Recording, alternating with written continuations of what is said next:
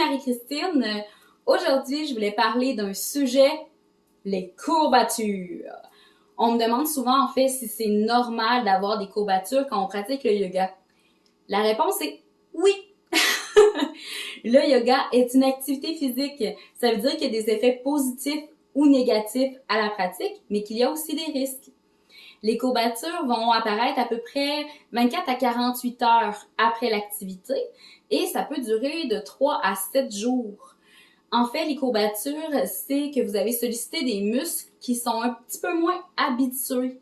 Donc, parfois, selon les professeurs ou le style de yoga, il y a des postures qu'on peut rester plus longtemps qui demandent un peu plus de vigueur également.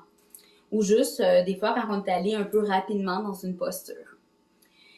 Les courbatures sont générées par des micro-déchirures au niveau des muscles. Quand le corps répand ces micro-déchirures-là, ça permet d'avoir de nouvelles fibres musculaires. Donc, c'est nécessaire pour développer les muscles. C'est super important comme étape.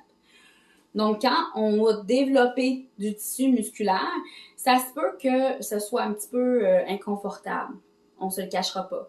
Donc, on le voit des fois dans les cours, on se met à trembler un petit peu au niveau de nos muscles avec l'effort, par exemple. Donc, les courbatures ne sont pas dangereuses, elles sont juste inconfortables, je le rappelle. Pour pouvoir les soulager, on peut aller avec des options qui sont quand même assez simples.